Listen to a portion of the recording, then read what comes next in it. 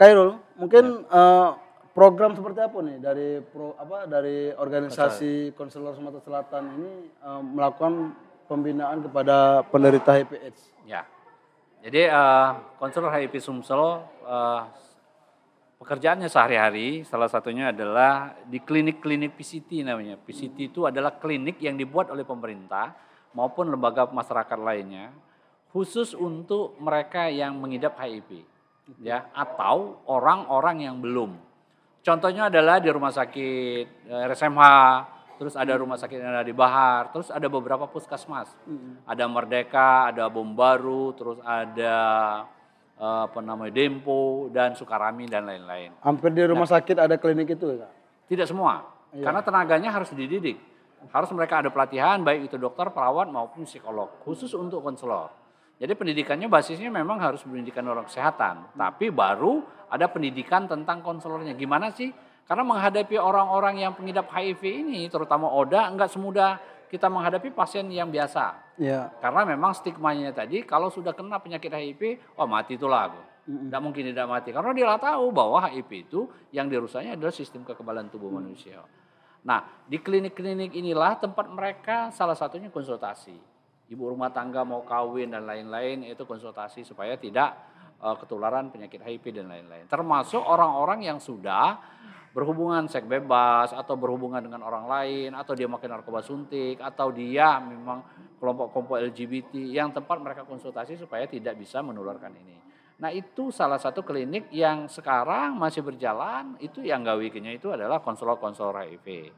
Nah di konselor HIV ini karena mereka yang punya basis risiko tinggi ketularan penyakit HIV ini, kami kan tenaga kesehatan secara umum di klinik kan nggak tahu orangnya. Siapa yang tahu adalah komunitas. Oleh sebab itu kita dekat dengan komunitas-komunitas lainnya. Komunitas mana gitu? Ya. Komunitas yang punya risiko ini salah satunya adalah kelompok. Berarti mereka ada kelompok LGBT. Kita harus dekat dengan mereka yang LGBT. Ada komunitasnya. Kelompok mungkin supaya Bapak Ibu tahu kelompok infeksi. Lainnya memang PSK, mantan PSK dan lain-lain. Nah itu ada komunitasnya. Ada grup-grupnya lah kira-kira. Mereka terbuka gak? Mungkin mereka terbuka dengan kita, ya, karena mereka ada juga ketuanya, ada sekretaris, ada pembimbing dan lain-lain. Karena mereka tahu bahwa ini berisiko gitu. Terus ada kelompok-kelompok pemakai narkoba suntik, misalnya Penasun. Kalau kami Penasun namanya, pemakai narkoba suntik. Itu ada komunitasnya. Oleh sebab itu mereka lah yang ngajak ke tempat-tempat kita, ke klinik-klinik tadi. Mereka ngajak ke klinik kita. Ayo, caknya kita bro, ladu yang kena. Nah kita makan ini caknya pacak juga kena. Oleh sebab itu yuk kita sama-sama ke klinik. Nah, salah satunya ke klinik PCT tadi nemui adalah konselor yang ditemui. Ya. Nah waktu dia ditemui di klinik ini kan kita nggak tahu dia punya risiko atau tidak. Atau dia positif atau tidak. Kalau dia udah positif berarti kan harus kita tanggulangi. Ya, kita tanggulangi sama mereka supaya mereka tahu tentang HIV itu sendiri. Supaya tidak cemas, tidak takut, tidak bunuh diri dan lain-lain. Ya. Nah, kalau dia sudah positif berarti kan kita harus ada rawatan lanjutan. Konselornya yang mendekati. Gimana caranya nanti supaya kalau dimakan obat, ARV itu yang kata saya obatnya itu bukan obat. Sebenarnya hanya mengurangi pengembangan di badannya itu, virusnya itu. Nah, siapa yang membimbingnya makan obat ini adalah konselor. Oleh sebab itu konselor harus mendekati. Termasuk membimbing tentang istrinya, kalau dia laki-laki, kalau dia misalnya perempuan mungkin suaminya, atau keluarga-keluarga terdekat. Atau anaknya misalnya supaya anaknya jangan disusui bu, ya harus nyusuinya begini kita pelajari. Atau ibu nanti jangan berhubungan seks sama bapak ya, takutnya ketularan kayak gini. Kalau berhubungan harus kayak gini. Konselornya yang mendidik tentang berhubungan itu. Ya. Terus kita pelajari juga. Setelah dia positif, dia mau dapat obat dari mana? Karena ARV-nya nggak mudah, harganya mahal, ya tempat ngembeknya juga susah, ya. Oleh sebab itu sekarang masih gratis, ya dibuatkan oleh pemerintah khusus untuk HIV semuanya gratis obatnya. Masih subsidi dari pemerintah. Tapi kalau harganya mahal kalau nak belinya, ya lebih dari obat-obat lainnya, ya. Karena apa? Karena mereka tidak putus dengan obat itu, ya tiap hari harus makan dan makannya harus juga ada jam tertentu. Oleh sebab itu mereka pakai beker dewek. Jamnya ting harus makan obat jam itu obatnya. Karena obatnya banyak jenisnya. ada nanti ARV ini, ARV ini, ARV ini ya, anti retroviral ARV itu. Nah, ini siapa yang mendidik mereka-mereka yang sudah positif? Ini konselor. Oleh sebab itu mereka tidak bisa jauh dengan konselor. Nah, kalau sudah begini berarti konselor dengan pengidap-pengidap HIV harus ada komunikasi yang lancar.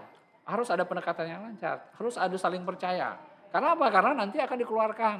Diceritakan misalnya suaminya, akan kita ceritakan sama istrinya. Supaya istrinya tahu. Nah, ini nggak mudah.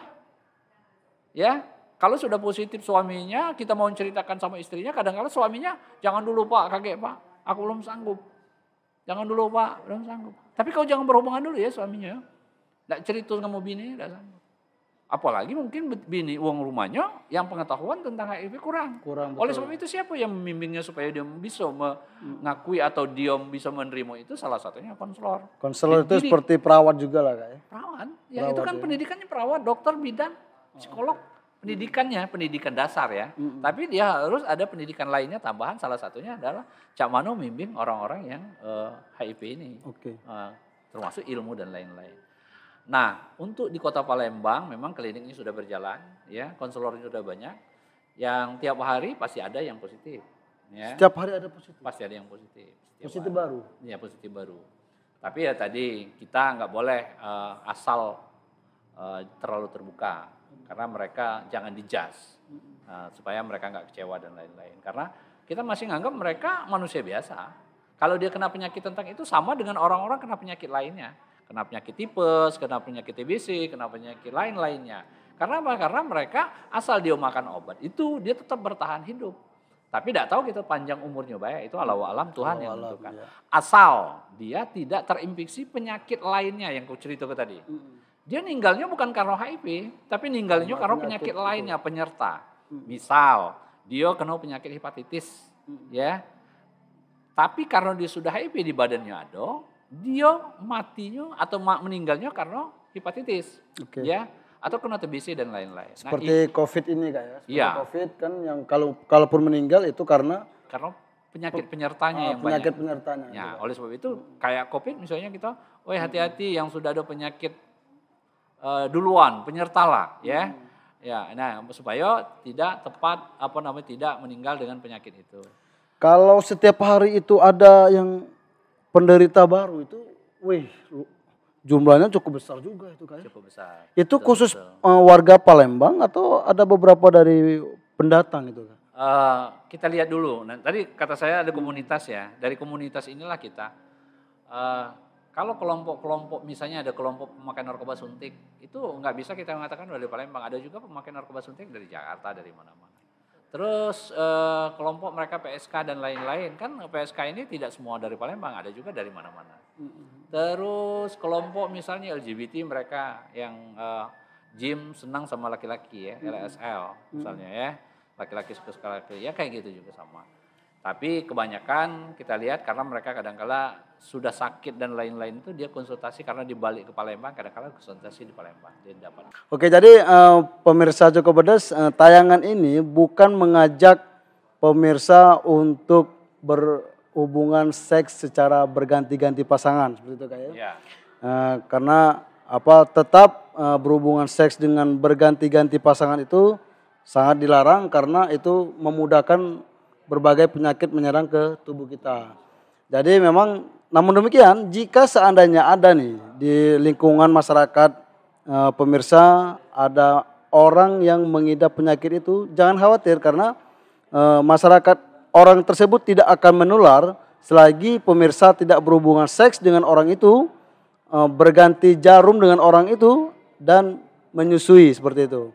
Baik, pemirsa Cukup Pedas, sampai di sini dulu perjumpaan kita bersama pengurus ketua organisasi konselor HIV/AIDS Sumatera Selatan bersama Kak Khairul Sari Panjalang. Terima kasih banyak Kak. Terima kasih Mas Tris. Siap. Ya. Saya Trisno Rusli. Wassalamualaikum warahmatullahi wabarakatuh.